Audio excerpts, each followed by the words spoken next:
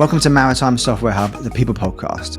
On this show, we feature some of the most innovative and exciting technology businesses from across the maritime and logistics space. The show is founded and powered by Callum Beaumont, which is a niche recruitment agency, and we focus mainly on the commercial and digital shipping markets. So I hope you enjoy this episode. Thanks again for your support. Hello everyone, welcome to Season 3 of Maritime Software Hub, the People Podcast. Today I'm really excited to be joined by Ossi Mattala from NAPA Group. He's going to talk to us a little bit about an overview of what a role in sales and also more recently product management is like within the maritime technology space.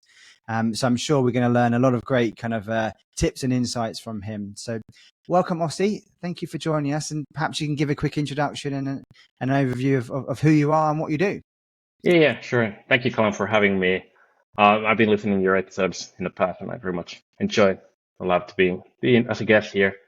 So my name is Ossi Mattala. I work as a product manager currently for NAPA Shipping Solutions, looking for products called NAPA Fleet Intelligence and the voyage optimization.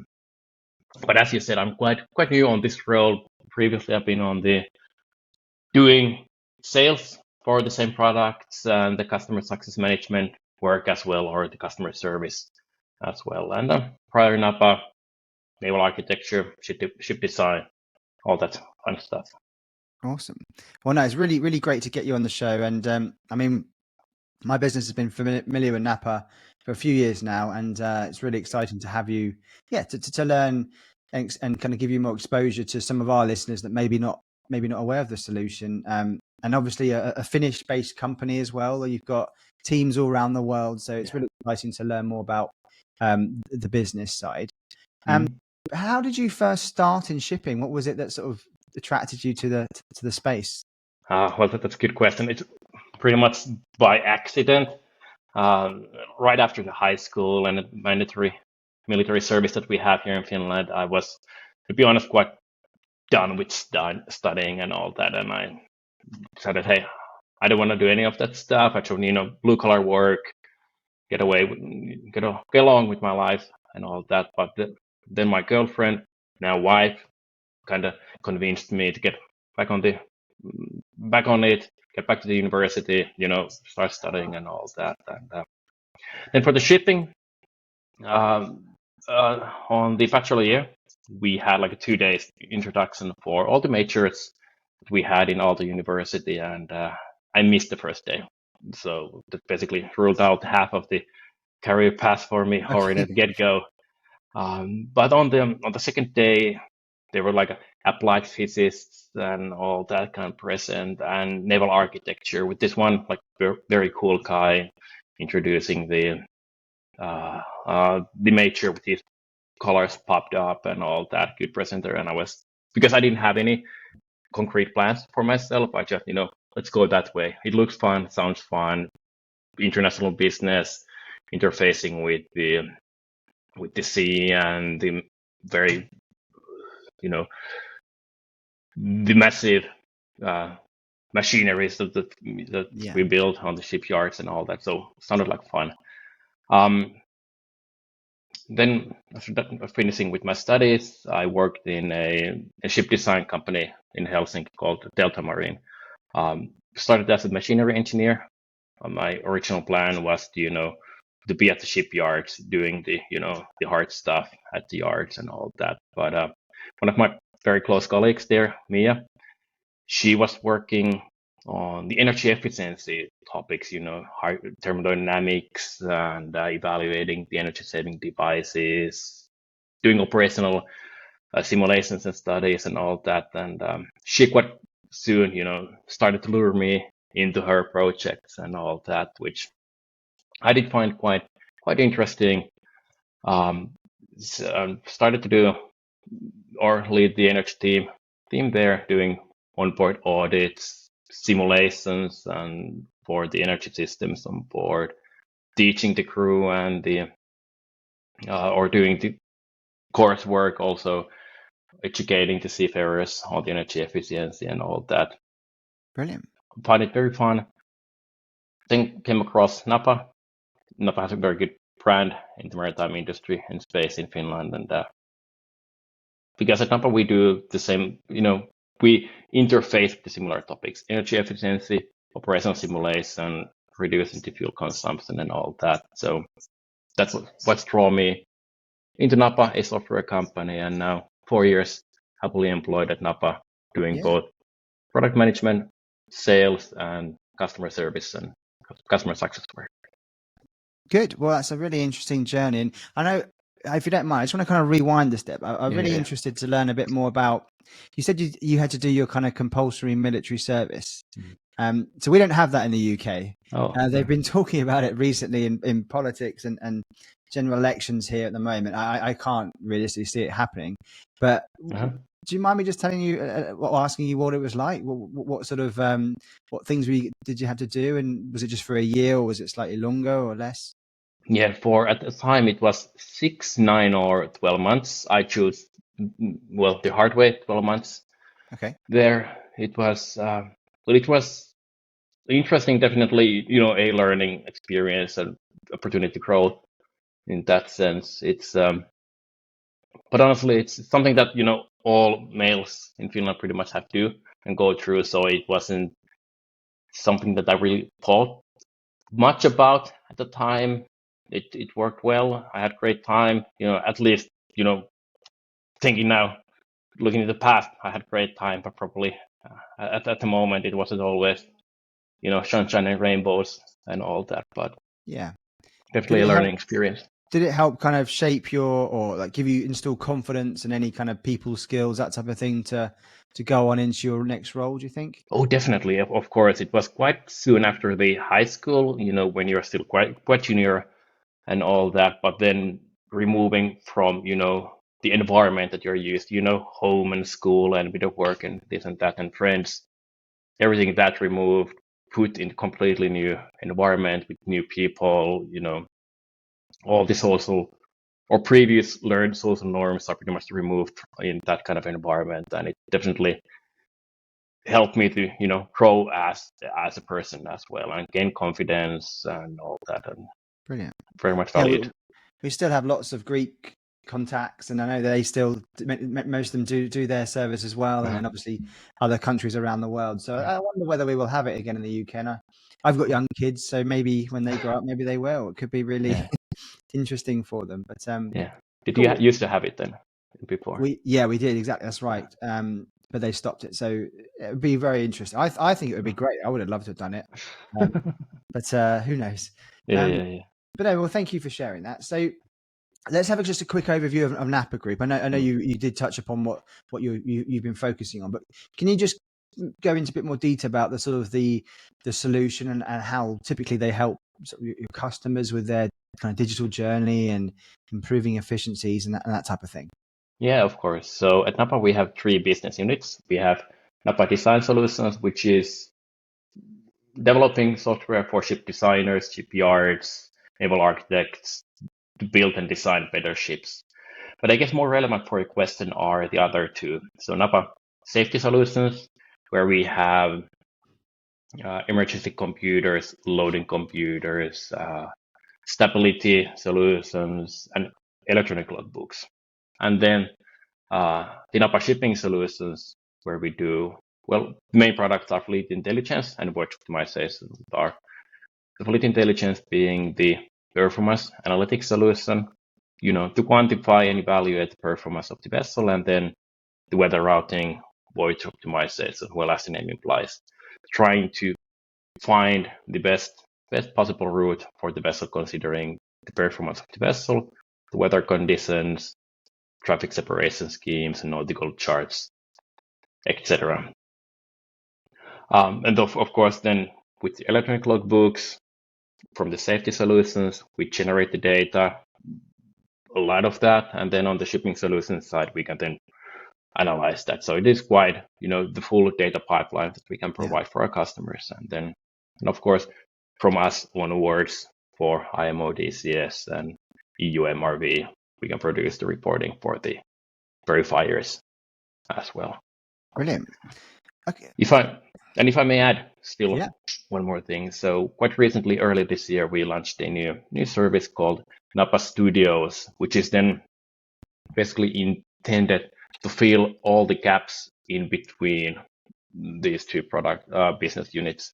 So NAPA Studios is a consultation service focusing on doing customer-specific consultation around the software space. So, well, as you very much know, the industry is growing fast when it comes to digitalization, and for many shipping companies, it has brought some, teething pain and challenges and new requirements. And with the studios, the intention is to basically tie down all the stakeholders on the data side, produce solutions, custom built solutions based on the client needs.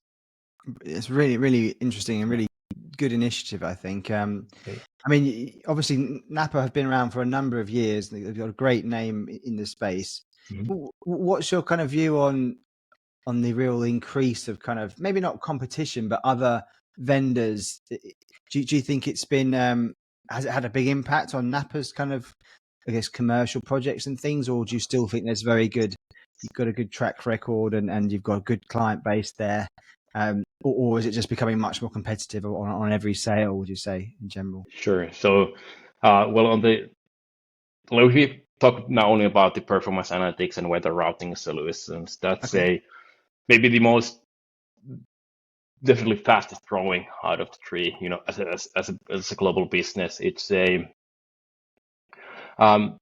like solutions for performance analytics for the vessels has been around for a long time, but quite recently, within a couple of years now, there has been quite a change on how the business is done. Like before, the solutions were heavily relying on onboard installations, hardware driven solutions with the software more as not an afterthought, but more like complementary service for gathering the data. But more recently, a lot of new startups also have been coming, which are focusing on the software side only as a SaaS products, Yes. being more data agnostic, gathering the data from all, from the third party data providers and just focusing on the analytics and being on the cloud driven solution. So that definitely has put a new spin to the market quite recently, and we of Yeah. course welcome all the competition, but also at the same time means that NAPA we also have to be very much on our toes and aggressive on the product development side and R&D side, so that we can keep up and drive the innovation and the market forward. Good. Well, that brings us nicely kind of to our main sort of topic of the episode, and that's really to give an overview of kind of the sales function within a maritime SaaS Mm-hmm. business, and obviously more recently also talk about product management, the two Mm-hmm. kind of key functions there. And you're in a unique position where you've obviously got good exposure to both of those. So maybe if it's okay to start with, could we just give a quick overview of kind of what a sales role really is like within a SaaS business, and in particular in maritime? Obviously, there's different areas of sales. Some could be more new business generation, hunting, prospect, whereas maybe an account manager or farming role is more about building those relationships and maintaining them and things. But in your words, in your view, just a quick overview of what the day-to-day duties are like of a software sales manager. Exactly. Yeah, sure. Happily. So I guess the core of everything is like, the lead generation and qualification of those. So identifying the potential clients, whether it's owners, charterers, ship management companies, or something in between, using various channels that you have, emails, LinkedIn, conferences and trade shows, in general being actively present there, but also, through traditional one, the like cold contacting or just nurturing the existing contacts, and then assessing the needs of those and the pain points, pretty much to evaluate the fit on what your company has to provide, what are the pain points for the customer, and is is this a lead worthwhile to take it forward? Are we a match for each other? And then follows up with the whole pipeline management, nurturing the leads, prioritization, but also because of the clients and their needs are pretty much unique one way or another. So just developing a tailored sales strategies for customer to customer, so that increasing your conversion rates from leads to sales, Good. and that's pretty much quite interesting. And of course, many sales managers have their own approaches on doing that. Personally, I have, with the technical background, I tend to lead with that. So just understanding the customers, doing a lot of product presentations and listening, being as close as to the customer as possible, and trying to find the angle that your company can provide. That makes really good sense. And I guess if we break it down a little bit, so in terms of just identifying the type of companies, do you have like a, I don't know, HubSpot or special kind of CRM systems you use for sales, or is it all like an internal NAPA system? We of course do have a CRM system that we use. We've been trying out with on top of that, like lead generation services, where we have an external service doing the first contacting on behalf of us, which we then can take forward. That has been quite interesting. And then there are different databases available out there where there contact information of the persons relevant in the business. So just picking up the phone and trying to reach out those. But I guess the most fruitful so far has been the trade shows. So being present, being heard, doing product demos and all that. So we just basically removing the first qualification. So in trade shows, when a person approaches to you, they usually have good reasoning for that. Then, at least personally, I love doing the sales through that. I think it's a really good point. That, I mean, obviously shipping very network focused, and if you can get in front of people is the best form of sales. And I guess, I mean, the type of people that you're typically approaching, obviously it will depend on the type of solution you're offering. Are you very much approaching more the technical directors within ship owners, or is it procurement or any other sort of, or the C-suite, the principal? Who's your main target clientele? Well, going for the C-suite may work on a smaller shipping companies, but usually the results are better if you focus more on the operational technical teams, depending on slightly what's the company is about. So if it's a ship owner, maybe the technical teams might be more interesting because on the time chartering, the fuel bill is picked by the charterer, not the ship owner. If it's ship charterer, then the operators in that, superintendents and ship owners might be interesting. It very much depends on what's the company profile, where you can get the contacts out of. And that makes sense. And last question about this, I mean, do you use any, I mean, in recruitment, we obviously, a lot of it is phone based. We also have lots of digital platforms where we have kind of sales cadences set up via emails. So we have our newsletter, we have every week we do like featured candidates that we send out. And then we also have some, if it's like a completely new business, we would have our target list of contacts we want to reach out to. We'd build like 4 or 5 steps per email sequence to try and follow up with them if there's no reply. Did you ever use that type of thing, or is it much more just in person and maybe on the phone and then the odd kind of digital project?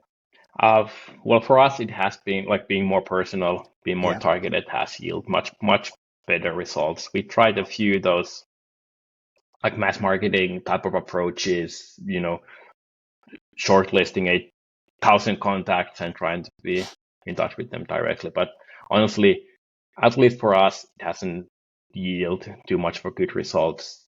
Mainly could be that, these contacts, they already get, tens of those emails a day or reach outs per day. Exactly. So if you can put your personal touch into that, whether it's your own LinkedIn profile or just cold contacting or getting the contact through the conferences, it's usually has been for us the way to go. Yeah. Good. Excellent. That makes sense as well. Okay, so let's talk about the product management side now. So how come, was it something that happened internally where your role shifted more onto the product side, or were you always interested in doing more in that area? Yeah, well, always been interested and always like being like have a foot into that space. At NAPA Shipping Solutions, well, for the NAPA Group in general, we are a completely flat organization, so it's not hierarchical anyway. So pretty much everyone can define or their roles as they see the best for the company. And because of my technical background, because I know the ships and how they operate, I've always been, to a certain degree, in almost like an advisory role for the product owners when it comes to this, and being under the influence of product development the whole time I'm being at NAPA. But earlier this year, the business unit decided that, hey, product management, this is a now open position. I applied. I'm very much happy to getting the gig for myself and being enjoying it quite a lot. So, though sales is fun, but I guess the engineer in me still wants to build something new, and that's now in the software space for me. Great. No, really good. We're really pleased to see that you've taken that path that most interests you. And can you give an overview of what a product manager is and what the kind of day-to-day really entails for people that maybe haven't come across this part of shipping?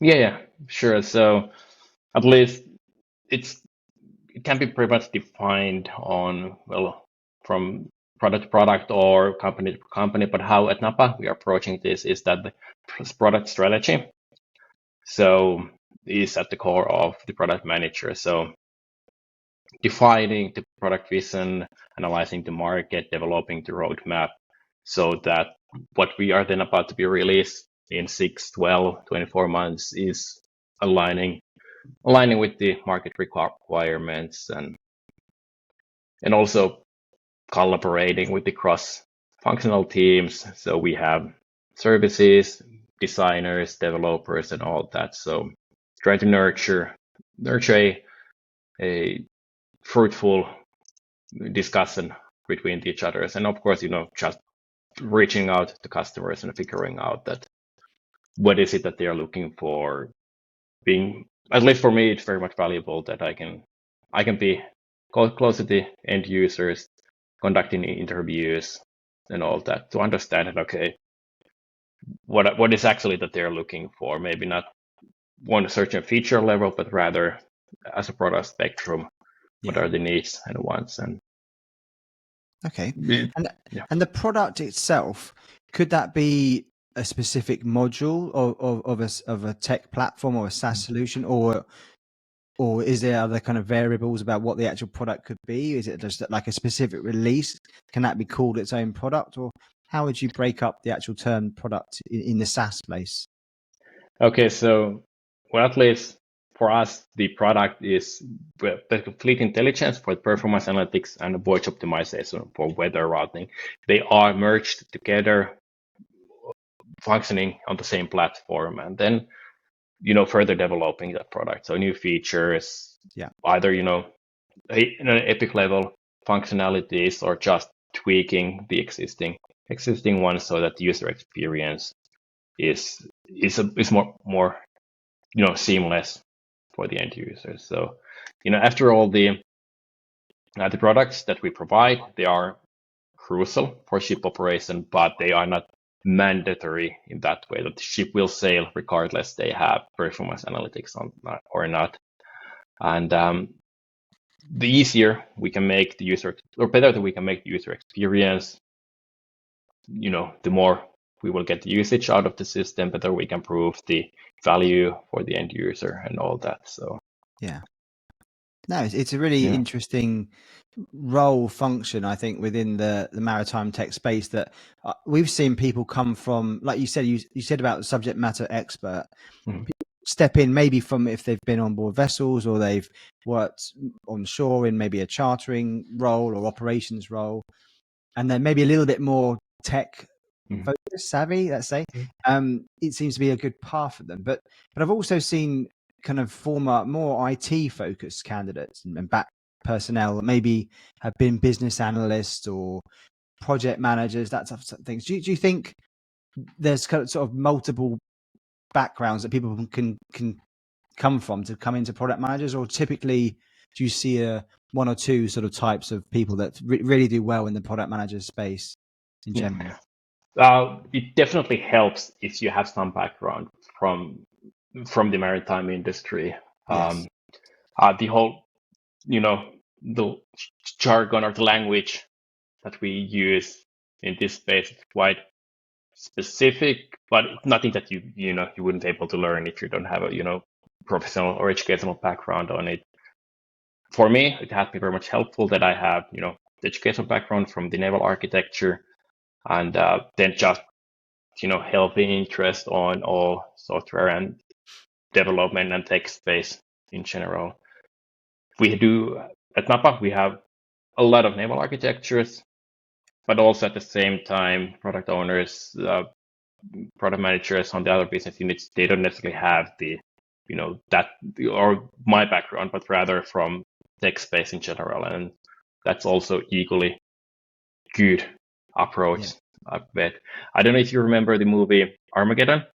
Of course. Yeah. Yes, Bruce Willis. Yes. exactly. On that movie, they sent drillers to Yeah. space, but you could also do it the other way around. The astronauts to do the drilling, but that's the Yeah. path they choose, and I bet both would have worked equally well in that case. Yeah. Excellent. That's a nice analogy. Yeah. I like it. Okay, great. Well, I mean, that's a really good overview of the sales function within a SaaS company, a maritime SaaS company, Mhm. and then the product management. I mean, if someone was to become a product manager and then they kind of scale their career, what sort of roles and opportunities do you think might be ahead of them? Obviously, maybe not specific to NAPA, but it's just in general. Um, yeah, good question. So, do you mean like when heading towards the product management role, like what would be the steps to get to that Yes. point? Okay. Or Yeah. yeah, That's a good, better way of putting it. Yeah. So the steps to become a product manager, yeah, and then after, I don't know whether you become product lead, head of product, chief product officer, those sort of yeah, things. So yeah, it's there's good sort of, you could really make a long-term career out of this area. So just wondering, any maybe any tips you can share about how to scale your career within the product yeah. management space. Oh, Maybe of that's a course, better way of yes. putting it. Yeah, yeah, sure. So, for me, the like a year ago, I didn't know that this would be, the position I would be holding today. Okay. So I bet there are like a lot of different pathways, and there is no like one, education path or career path which would lead you to this point. But I guess at the core of it's like healthy interest of everything new, all on the tech space, but also like how the market is working, how your customers are behaving, trying to solve real problems with the software, and that definitely will help you on this career path. And Yeah. yeah, Yeah, it's really interesting. We go to a number of events, and not as many as we used to be honest with you, but we'll be doing more. And obviously, Posidonia is coming up. And when we see people talking, like doing presentations, quite often it's the product managers, or the product lead, the VP of products, those type of profile that are mhm, really, really kind of in tune with the more, I guess, the technical value of the solution. They can really kind of translate it into I guess the end user value to the yeah, customers. So it seems like product managers can have a very good client facing kind of role as well. So it's exactly, yeah, without perhaps the sort of the pressures of having to knock on doors every day and drive new revenue. yeah, So yeah, yeah. if someone is a bit commercially focused still and loves the thought of running go-to-market strategies and that sort of thing, but without the knocking on doors, is a really good career path, I Yeah, think. exactly. And this does it, at least at NAPA, the product manager does have like a salesy, flavor in it. You are, of course, doing a lot of presentations, trying to reach out to the market, and time to time, those meetings might turn from user interviews to the sales events or trainings, or not trainings but meetings. But it's always you always have to like have the other ear open for new opportunities. But Definitely. strong communication skills is definitely a must in a role like this, because you're less working on on the product development side, but rather trying to bring together internal and external stakeholders. And definitely communication skills are there. Good. Well, I think we've covered the two key role functions, I think, within the SaaS space. So anything else you'd like to share about sales, product management, or NAPA in general? Well, of course, like this is a role that I'm very much enjoying, and if your listeners are interested on this kind of roles, I'm more than happy to have discussions also on LinkedIn and all that. So if you want to have a chat, chat, please reach out. Good. So that's probably the best way to get hold of you on LinkedIn, you think? Yeah. I guess it's easiest of email and all that also work, but LinkedIn, I'm there. Brilliant. Okay, and before you go, I'd like to ask everyone this, but just a little bit about yourself, just so we know you a bit better, Ossi. Is there anything you can share or tell us about you that maybe any people don't know, like hobbies wise, or anything you're particularly passionate about? Yeah. Well, there's one thing, the people who know me know this, but I'm very much into rock climbing, and oh wow, okay, that's pretty much, especially when the weather is good as it is right now here in Finland. That's only thing I'm pretty much thinking of, when I can end the work day, get out there, get on the hills or rocks and do that. So, and it's a fun getaway anyway for myself, but also the family, my wife and our daughter. They also very much into that, so it's a good family thing to do as well. Yeah, and it was really, and also really good fitness, obviously. Oh, it is, yeah. We have a bouldering, I think it's called bouldering place near us here in Kent. We used to go there quite a lot with my old company. I haven't been for a long time, but they now have opened a big section for kids where they've got the rope, and then it has like an elastic belay system, essentially. So you don't need a second person. Yeah, the belay system, yeah. So it's really good. So that's it is awesome. It's like 4 days a week. I'm out there doing that, so it's brilliant. Definitely the passion of mine. Even though I like and the work I do, but what I love is it's out there. Great, awesome. Well, really, really good to hear, and thank you so much for your time and sharing your wisdom that you've generated over the years. And no, hopefully this will be a really good kind of almost like a little bit of an overview, taking a step back a bit in terms of what the role of sales and product management is and what it entails in our space. So thank you very much, Ossi. Look forward to catching up again soon, and take care. Thank you, Callum. Thanks. Thank you for listening to this episode on Maritime Software Hub, the People Podcast. If you enjoyed the show, please do like and share some comments, as it really does help with our engagement and outreach to future listeners. If you'd like to learn more about our recruitment business, visit www.calldelbeaumont.com or send an email to info@calldelbeaumont.com. We'd love to tell you about some of the latest career opportunities within the maritime technology space. Or, of course, we could also talk about any sort of particular hiring project you may have. So thanks again, and look forward to speaking soon.